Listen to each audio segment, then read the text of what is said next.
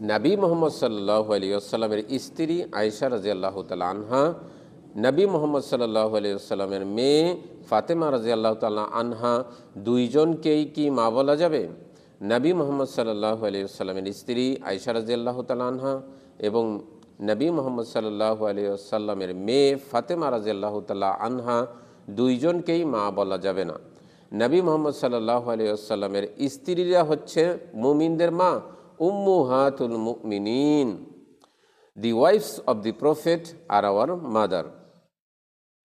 কোরআনুল কারীমের সূরাতুল আহজাবের 33 নম্বর সূরা 6 নম্বর আয়াতে আল্লাহ সুবহানাহু ওয়া তাআলা বলছেন, আন-নাবিয়্যু আওলা বিল মুমিনিন মিন আনফুসিহিম ওয়া আজওয়াজুহু উম্মাহাতুহুম।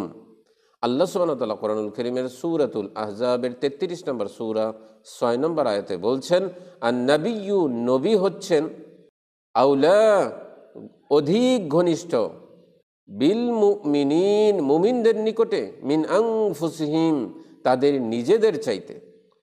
আল্লাহ সুবহানাহু ওয়া তাআলা বলছেন নবী মুহাম্মদ সাল্লাল্লাহু আলাইহি ওয়াসাল্লাম উম্মতের কাছে, মুমিনদের কাছে অধিক ঘনিষ্ঠ তাদের নিজেদের চাইতে। সুবহানাল্লাহ। ওয়া আজওয়াজুহু এবং তার স্ত্রীগণ, উম্মাহাতুহুম উম্মতের জন্য মা। আল্লাহ সুবহানাহু ওয়া তাআলা যেহেতু নবী মুহাম্মদ সাল্লাল্লাহু আলাইহি সাল্লামের স্ত্রীদেরকে মুমিনদের মা বলেছেন, সেহেতু নবী সাল্লাল্লাহু আলাইহি সাল্লামের স্ত্রীরা মুমিনদের মা। আল্লাহ সুবহানাহু ওয়া তাআলা এই কথা বলেননি নবী মুহাম্মদ সাল্লাল্লাহু আলাইহি সাল্লামের মেয়ে মুমিনদের জন্য মা, তাই ফাতেমা রাদিয়াল্লাহু তাআলা আনহাকে মা বলা যাবে না।